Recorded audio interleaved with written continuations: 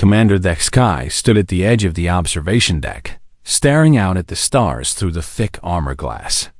His reflection looked back at him, tall, broad shoulders covered in the ritual scars that marked him as a veteran warrior of the Cathar Dominion. Each scar told a story of victory against another species that had dared to stand against them. But lately, those victories felt hollow. The door behind him slid open with a soft hiss. General Morthic entered, her heavy boots clicking against the metal floor. Like Thexkai, she bore the marks of countless battles. Unlike him, she still seemed to enjoy them. "The War Council is ready for your report," she said. Thex single quotes. Kai turned away from the window. "What report? That we've grown soft? That our warriors spend more time in training simulations than real combat?" "The young ones are eager for battle," Morthek replied. "They study the old campaigns. They know the stories. Stories." Thex spat the word. "They know stories about how we crushed the Zephyrite in 6 months. How we broke the Nexari hive minds. How the Eridani surrendered before we even landed troops. But they've never felt the weight of real combat. They've never faced an enemy that could actually hurt them." The two warriors walked through the corridors of the warship. Crew members pressed themselves against the walls and lowered their eyes as they passed. It was the proper respect for battle commanders. But Thexkai remembered when that respect was earned through fresh victories. Not old glory. The War Council chamber was a massive room in the heart of the ship. 12 high-ranking officers sat around a curved table that followed the shape of the room. Each one had commanded fleets, conquered worlds, brought entire species to their knees. Now they looked restless, like predators with nothing to hunt. "Brothers and sisters," Thexkai began as he took his place at the head of the table. "We face a problem that no Cathar generation has faced before. We have become too successful." Murmurs rippled around the table. Commander Ziegther, the youngest member of the council, leaned forward. "Sir, our empire spans 12 star systems. Our fleets control the trade routes. No species dares to challenge us." "Exactly the problem," Thexkai said. "Our warriors train against simulations and weak opponents. They've never faced true danger. They've never had to push beyond their limits to survive." General Morthek activated the holographic display in the center of the table. Images of their past conquests appeared. Broken cities, defeated armies, species bowing in surrender. "Look at what we faced," she said. "The Zephyrite were strong but brittle. Hit them hard enough, and they shattered like glass. The Nexari were deadly in groups, but killed their queens and the rest became mindless drones. The Eridani had advanced technology, but no will to fight." Admiral Kexmar, an old warrior with more scars than anyone else in the room, spoke up. "In my youth, battle was uncertain. Victory required everything we had. Now our enemies surrender after the first engagement. Our ancestors faced the great darkness," added Commander Veleneth. "They fought creatures that could destroy entire fleets. They earned their strength through blood and necessity." Thexkai nodded. "Which brings me to my proposal. We need to find real opponents. Not for conquest this time. For the test." The room fell silent. The idea was radical. For 300 years, the Cathar had fought to expand their empire. Fighting for any other reason was almost unthinkable. "You suggest we seek out danger deliberately?" asked Ziegther. "I suggest we seek out the strongest predators in unexplored space," Thexkai replied. "Creatures that will push our warriors to their breaking point. Enemies that will forge our troops into legends or destroy them completely." Admiral Kexmar smiled, showing sharp teeth. "The Great Hunt." "Exactly. Send our scout ships to the far reaches of space. Find the apex predators. The species that other creatures fear. Bring back reports of the most dangerous opponents in the galaxy." General Morthek brought up star charts on a holographic display. Red dots marked known space, controlled by the Cathara or their subject races. Beyond that lay vast areas of unexplored territory. There are hundreds of systems we've never visited, she said. If dangerous species exist, that's where we'll find them. Commander Velenith studied the charts. What if we find something too dangerous? Something that could threaten the Dominion itself? Dexguy's eyes gleamed. Then we'll know we've found worthy opponents. The debate continued for hours. Some council members worried about the risks. Others questioned the wisdom of seeking out strong enemies instead of weak ones to conquer. But gradually, excitement began to build. These were warriors, after all. The idea of facing truly dangerous opponents stirred something deep in their nature that had been sleeping for too long. Finally, they put it to a vote. The result was unanimous. Admiral Kexmar would lead the scouting mission. 20 of their fastest, most advanced scout ships would spread out across unexplored space. Their mission was simple: find the most dangerous predator species in the galaxy and report back. As the council members filed out, Dexkai remained behind with General Morthak. Do you think we'll find what we're looking for? She asked. Dexkai stared at the star charts still glowing in the holographic display. Somewhere out there, in the darkness between stars, were creatures they had never imagined. Predators that might be stronger, faster, more cunning than anything the Cathara had ever faced. I hope so, he said. Our people need this. They need to remember what it means to face real danger, to fight for survival instead of just victory. And if we find something that destroys us? Dexkai smiled. Then at least we'll die as true warriors. The orders went out that same day. 20 scout ships launched from different Cathar worlds, their crews handpicked from the best navigators and reconnaissance specialists in the fleet. Each ship carried enough supplies for a year-long mission and the fastest communication arrays available. Their instructions were clear: explore uncharted systems, identify dangerous predator species, and report back immediately upon contact with potential opponents. The great hunt had begun. Far away, in a small yellow star system that had never appeared on any Cathara chart, a blue-green planet continued its orbit around its sun. On its surface, billions of creatures called humans went about their daily lives, completely unaware that someone was coming to look for them. Scout Captain Veximer checked his instruments for the third time as his ship dropped out of hyperspace. The transition always made him feel dizzy, but this time something felt different. The energy readings on his screen were unlike anything he'd seen before. Navigator Kilvin, confirm our position, he ordered. The young navigator worked at her console, comparing star patterns with their charts. We're in an unexplored system, Captain. Yellow star, multiple planets.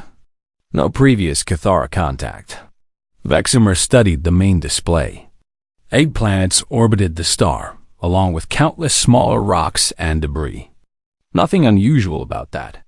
But the energy readings coming from the 3rd planet made his scales tingle with excitement.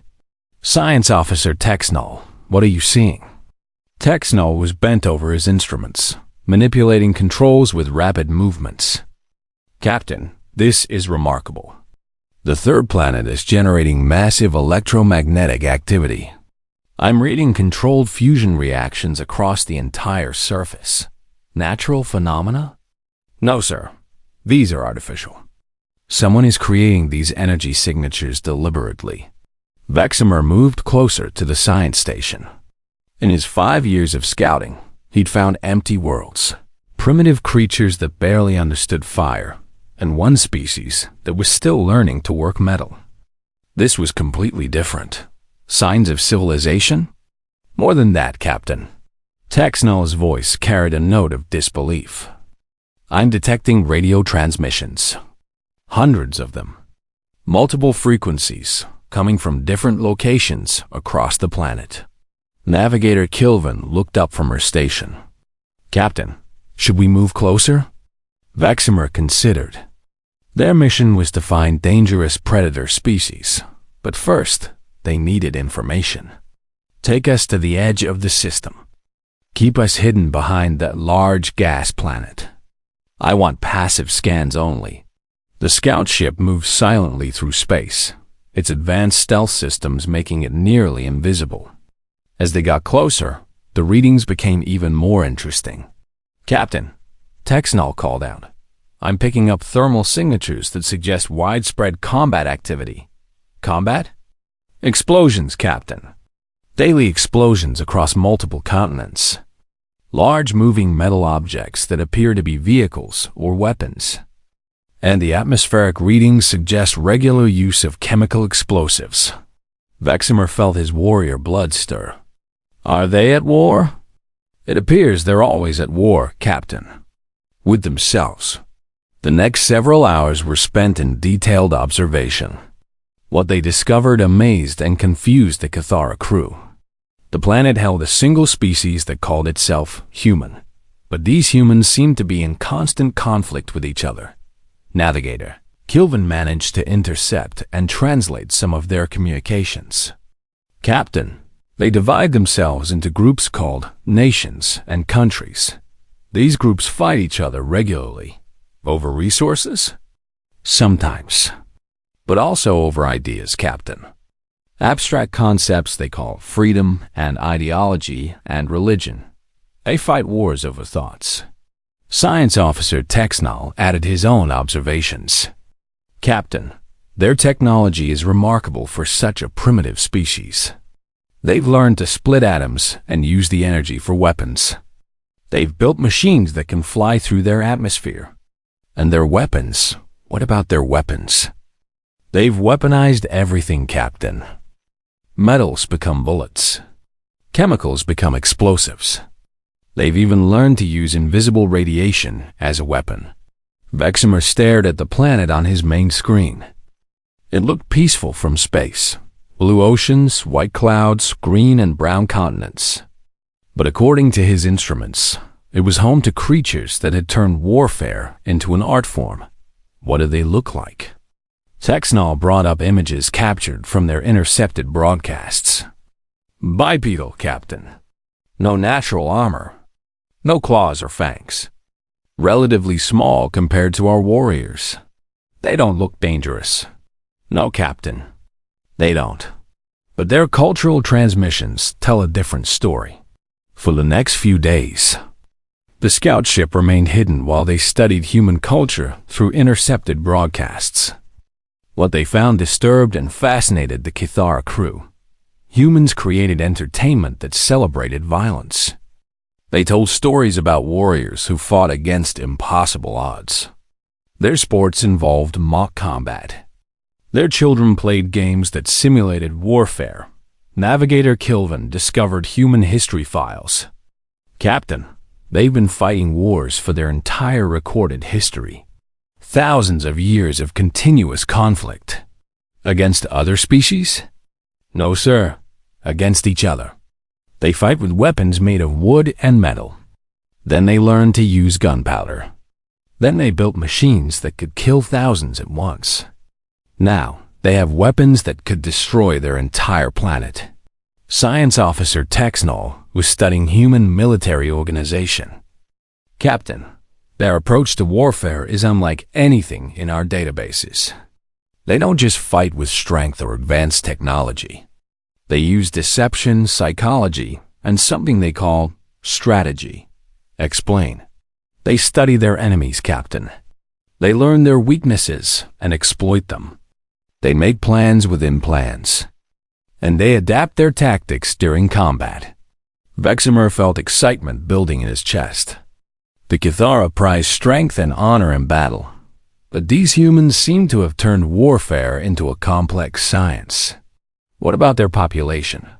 Over 7 billion individuals, Captain. 7 billion warriors? Not exactly, sir. But their culture suggests that most of their population could become warriors if necessary. They have a concept called total war, where entire civilizations dedicate all resources to conflict. The implications were staggering. The Kithara were powerful warriors, but their military forces numbered in the millions, not billions. After a full week of observation, Veximer made his decision. Prepare a communication burst to command. Priority Alpha. The message was encrypted and compressed into a data packet that would reach the Kithara fleet in days rather than months. Veximer carefully chose his words. Commander Thexkai, we have found what you seek. The third planet of system designation ZX7741 contains a species called humans. Population, 7 billion. Technology, advanced weapons, nuclear capability. Culture, continuous warfare for thousands of years. They fight each other over abstract concepts and appear to have weaponized their entire civilization. Recommend immediate investigation. These may be the most dangerous predators we've ever encountered. As the message burst away toward Cathar space, Veximer continued to watch the blue planet below. Somewhere down there, 7 billion humans were going about their daily lives, completely unaware that they had just been discovered by an alien empire looking for the ultimate test of warrior skill. The humans were about to get visitors. Commander Thexkai read the scout report for the 5th time, his excitement growing with each word. 7 billion warriors. A species that had spent thousands of years perfecting the art of warfare. Creatures that fought over ideas instead of just resources. This is exactly what we needed, he said to General Morthek, who stood beside him on the bridge of the war cruiser Bone Cleaver. The War Council is eager to proceed, she replied. When do we implement Protocol Omega? Protocol Omega was the Kithara's standard procedure for challenging a warrior species. Unlike their normal conquest protocols, Omega was designed to test both sides in honorable combat. It had been used only 3 times in Kithara history, and each time had produced legendary battles that warriors still sang about. Immediately, Thexkai decided. Take us to the human system. The Bone Cleaver was one of the most advanced ships in the Kithar fleet. 3 kilometers long, armed with the plasma cannons and quantum torpedoes, it could destroy entire cities from orbit. But today, it would serve a different purpose. The journey to the human system took 6 days. During that time, Thexkai studied every piece of intelligence the scouts had gathered. Human warfare was fascinating. They used not just physical weapons, but psychological attacks designed to break their enemies' will to fight. When the Bone Cleaver dropped out of hyperspace at the edge of the human solar system, they were immediately detected. Energy signatures spiked across the 3rd planet as the humans realized they had visitors. Implement Protocol Omega, Thexkai commanded. The ship moved toward the outer edge of the system, where a field of rocky debris orbited the yellow star. Thexkai had chosen these asteroids for his demonstration. Target the largest asteroid, he ordered. Full power. The Bone Cleaver's main cannon charged with a deep humming sound that vibrated through the ship. A beam of coherent energy lanced out across space, striking a mountain-sized rock. The asteroid exploded in a brilliant flash of light and vaporized stone. Again, 2 more asteroids disappeared in seconds. The message was clear. The Kithara had weapons that could destroy anything in this system. Open communication channels, Thexkai ordered. Broadcast on all frequencies the humans use. The transmission began in the major human languages. The Kithara translation computers had been working on human speech patterns for days. People of Earth, I am Commander Thexkai of the Kithara Dominion. We have traveled across the galaxy seeking worthy opponents. Your species has impressed us with your skill in warfare and your dedication to combat. We offer you the honor of battle. The message continued, explaining the Kithara tradition of ritual combat. Individual fights between champions would begin, followed by ship-to-ship battles and finally fleet engagements. The winning species would earn the respect of the galaxy. The losing species would be granted swift, honorable death. We await your response, Sky concluded. You have one of your rotations to prepare.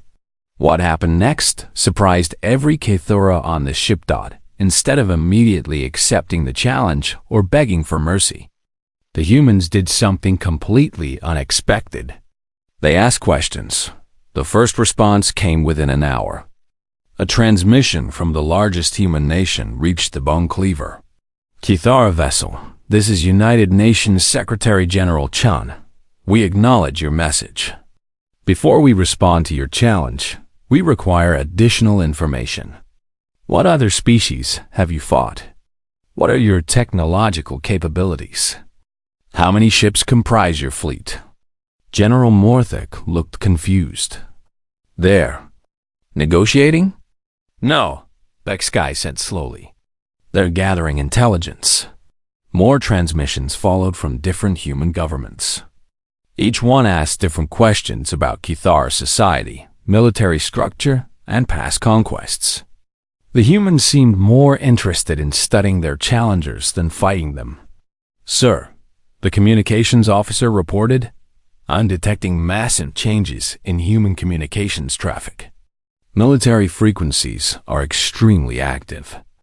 Sky watched the human planet through his ship's sensors. What he saw fascinated him. Instead of panicking or immediately preparing for battle, the humans were organizing. Military bases that had been separate began coordinating with each other. Nations that had been enemies started sharing information. Most remarkably, human military units began moving toward defensive positions around their major cities and industrial centers. They're unifying, Science Officer Texnol observed. Different human factions are working together. Have they done this before? Only a few times in their history, sir.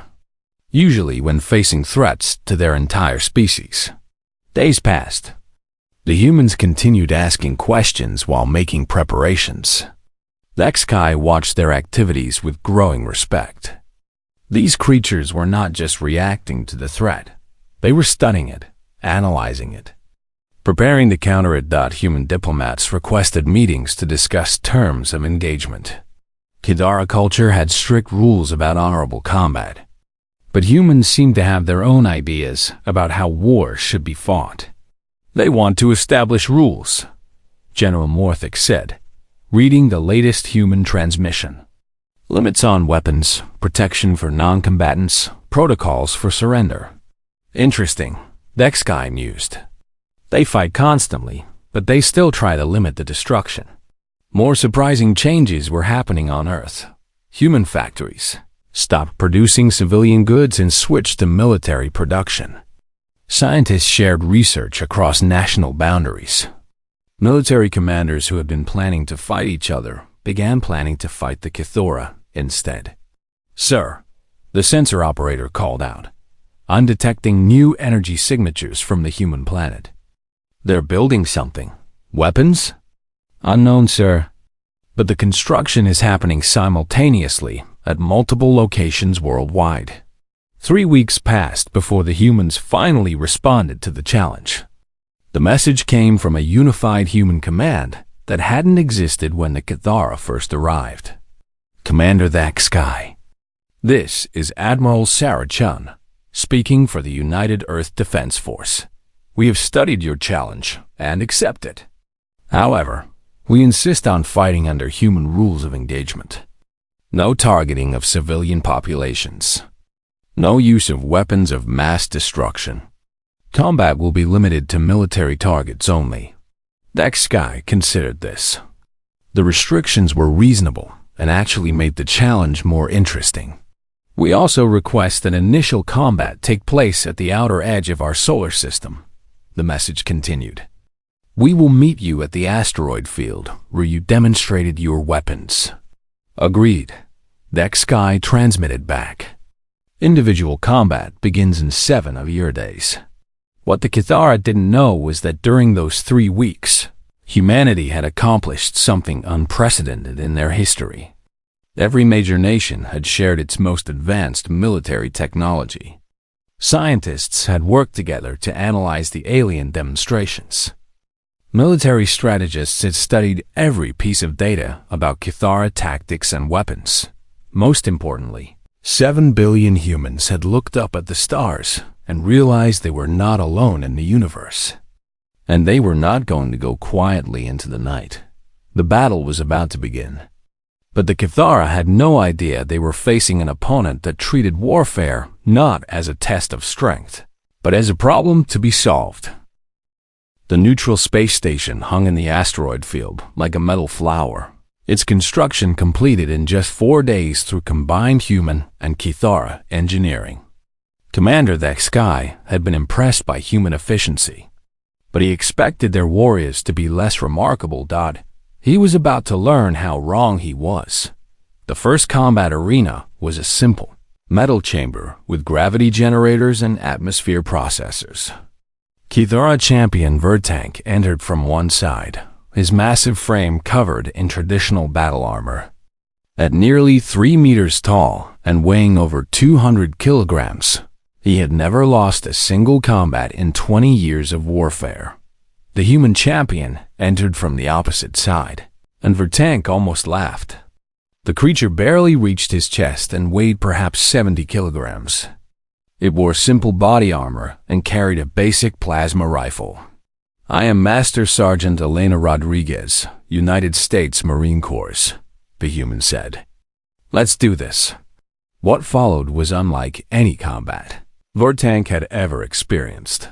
The human didn't charge forward or try to match his strength. Instead, she immediately moved to create distance, using the chamber's obstacles for cover. When Vertank pursued with his traditional battle axe, she was already gone. "Stand still and fight." Vertank roared, swinging his weapon at empty air. Rodriguez didn't answer. She was studying him, learning his movements, timing his attacks. When she finally engaged, it wasn't with honor or courage. It was with calculation. She targeted his weapon arm first, using short bursts of plasma fire to weaken his grip. When he switched hands, she was ready for that too. She moved constantly, never staying in one place long enough for him to land a solid hit. "This is not honorable combat," Vertank protested. "No," Rodriguez agreed, putting 3 shots into his knee joint. "This is warfare." The fight lasted 12 minutes. Vertank never landed a single blow. When his armor systems finally failed and he collapsed, Rodriguez was barely breathing hard. Commander Sky watched the replay in stunned silence. "How?" "The humans studied our champion during the fight," General Morthic observed. "She learned his patterns and adapted her strategy in real time. But she was smaller. Weaker, yes, but she fought smarter." The second combat was between Kithara warrior Zexmel and human lieutenant David Park from the South Korean Special Forces. Park had watched Rodriguez's fight and incorporated her lessons into his own strategy. This time, the human victory came even faster by the 5th individual combat. Commander Sky realized something terrible. Each human fighter was learning from the previous battles. They shared information, adapted tactics, and exploited weaknesses that the Kithara had never considered weaknesses before. "They're treating this like a research project," he said to his staff. "Each fight teaches them more about how we operate." The ship-to-ship battles that followed were even more disturbing. Human vessels looked inferior on paper. They were smaller, less armored, and carried weaker weapons than Kithara warships. But humans didn't fight like any opponent the Kithara had ever faced. During the first engagement, the human ship seemed to be losing badly.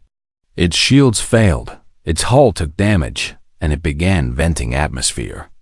The Kithara commander moved in for the killing blow. That's when the human ship exploded. The explosion was controlled and directed, turning the dying vessel into a massive projectile that slammed into the Kithara ship's engine section. Both ships were destroyed, but the humans had planned it that way. They turned their defeat into a victory. Science Officer Texnall said in amazement. They used their own ship as a weapon. Suicide tactics, General Morthic said with disgust. Dishonorable. Effective. The ex-guy corrected grimly. The second ship battle was worse. The humans began broadcasting during the fight, not communications to their own forces, but directly to the Cathara crew. They played recordings of human war music, chaotic noise that somehow made Cathara warriors feel uneasy and disoriented between the disturbing sounds.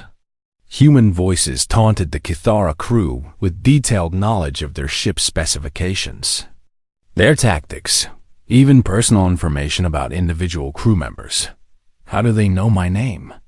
Demanded Gunner Yexter as a human voice mentioned his service record over the ship's communication system. The psychological warfare worked. The Cathara crew made mistakes, missed shots, failed to coordinate properly. The human ship, though clearly inferior, managed to disable the Cathara vessel's weapons and force a surrender. But the real shock came during the third engagement. The human ship approached normally, exchanging fire with the Cathara vessel as expected. Then something unprecedented happened. The Cathara ship's own weapons turned against it. They hacked our systems, the engineering officer reported in disbelief. They're controlling our plasma cannons remotely. The humans had somehow penetrated Cathara computer networks and taken control of critical ship functions. Not through superior technology, but through sheer persistence and creative thinking. How is this possible? The ex-guy demanded. They've been studying our technology since the first demonstration, Texnol explained. Every communication, every scan, every interaction has been analyzed. They've reverse-engineered our systems. In 3 weeks? Apparently so, sir. As the individual battles continued, a pattern emerged that chilled every Cathara warrior to their core. Humans didn't just fight. They innovated during combat. They jury-rigged new weapon systems while under fire. They created new tactics in the middle of battles. They turned every setback into a learning opportunity. Most terrifying of all, they seemed to enjoy the process. Commander Sky received a personal message from Admiral Chun during the latest battle. Instead of threats or demands for surrender, she thanked him. Commander, this has been an incredible learning experience for our military. We've discovered new applications for our technology and developed tactics we never would have thought of without this challenge. We're grateful for the opportunity. Grateful? Sky repeated numbly. They're grateful. Sir, General Morthic said quietly, I'm beginning to understand why these humans fight each other constantly. They're not fighting for resources or territory. They're fighting to get better at fighting. The horrible truth was becoming clear. Humanity wasn't just a species that happened to be good at warfare. They were a species that had turned conflict into their primary form of problem-solving. Every challenge made them stronger. Every defeat taught them new lessons. They had evolved to be warriors in the same way that other species evolved to be hunters or gatherers. Fighting was what they did best at, and the Cathara had given them the ultimate learning opportunity. A chance to study and adapt to completely alien military technology and tactics. Sir, the communications officer called out. We're receiving a transmission from the human fleet. Put it through. Admiral Chun's voice filled the bridge. Commander Sky, we're ready for the final engagement. Our full fleet is moving into position. We want to thank you again for this incredible opportunity to test our capabilities. Through the viewports, Sky could see the approaching human fleet. It looked larger than expected. Much larger. How many ships? He asked. Sir, the sensor operator's voice was barely a whisper. I count over 3,000 vessels. 3,000? They said they had no space fleet. Sir, I don't think those are all military ships. Commander Sky stared at the sensor readings in disbelief. The approaching human fleet wasn't just larger than expected, it was impossible. 3,000 ships moved through space toward the Cathara position. and most of them had never been designed for war. "Sir," Science Officer Texnall called out, his voice shaking, "I'm reading cargo haulers. Passenger liners, mining ships, even what appear to be luxury vehicles. They've all been modified with weapons. Weaponized civilian ships," General Morthic said. "They've turned their entire space infrastructure into a war fleet." Through the main view screen, Dexkai could see the human formation. It should have been chaotic, hundreds of different ship types with no unified design or purpose. Instead, it moved with the precision of a military formation. Every vessel knew its place and function. How did they coordinate all of this? He wondered aloud. The answer came in the form of a transmission from Admiral Chun. "Commander Dexkai, you're probably wondering how we assembled such a large fleet so quickly. The answer is simple. We didn't build these ships for war. We built them for life. But humans have learned that anything built for life can be adapted for war." The human formation continued its approach. Dexkai's tactical display showed his own fleet, 12 of the most advanced warships in the Kithara Dominion, each one capable of destroying planets. Against any normal opponent, they would be unstoppable. But these weren't normal opponents. "Sir," the communications officer reported, "the humans are broadcasting on multiple frequencies. Military coordination, civilian evacuation orders, and something else." "What else?" "Music, sir. They're playing music across their entire fleet." The bridge speakers crackled with sound as human transmissions leaked through. It wasn't the chaotic war music they'd used before.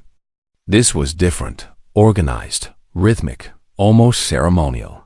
"It's their battle hymn," Texnall realized. "They're treating this like a religious ceremony."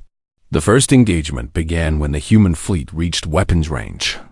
Kithara plasma cannons fired with devastating effect, destroying a dozen human vessels in seconds. But for every ship that died, 2 more took its place. And then Dexkai realized the true horror of what they faced. The destroyed human ships weren't just casualties. They were ammunition. As each vessel died, its wreckage became projectiles, debris fields that the following ships used for cover and concealment.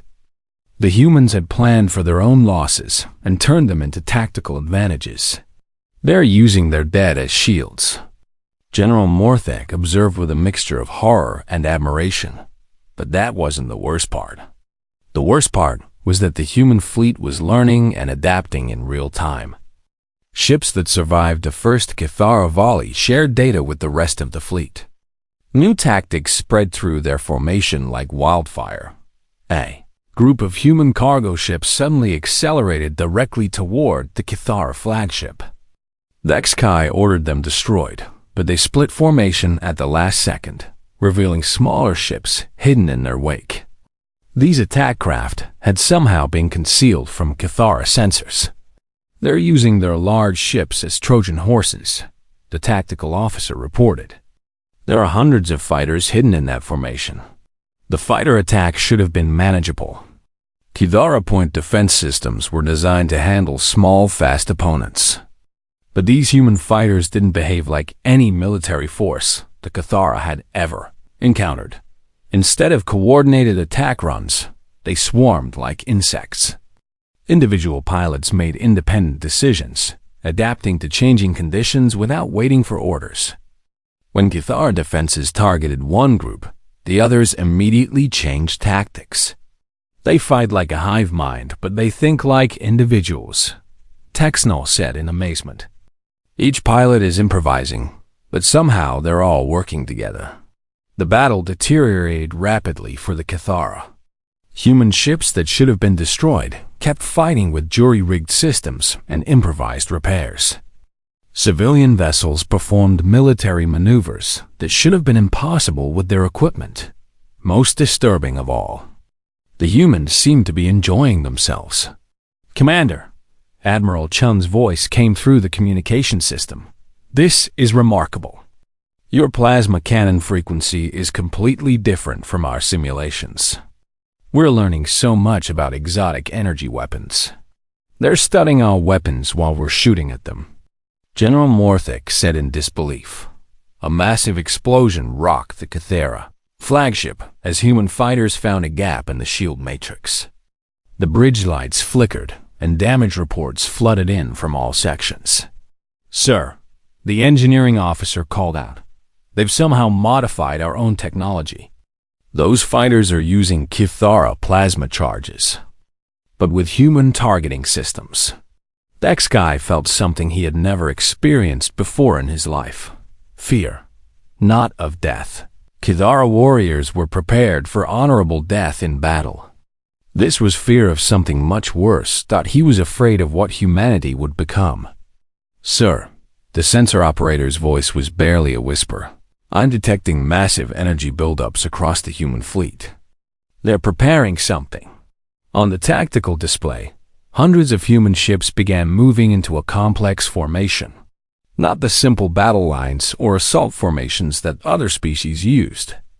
This was something three-dimensional, mathematical, almost artistic in its complexity. "What are they doing?" General Morthak asked. The answer came as a coordinated barrage from the entire human fleet. But it wasn't aimed at the Cathara ships. Instead, hundreds of weapons fired simultaneously at specific points in empty space. The beams converged and focused, creating a massive energy field that enveloped a Cathara formation. It wasn't a weapon designed to destroy ships. It was designed to disable them completely. "They've created a localized electromagnetic pulse field," Texnol reported in awe. "Our ships are dead in space. Every Cathara vessel lost power simultaneously. Life support, weapons, engines, communications, everything went dark.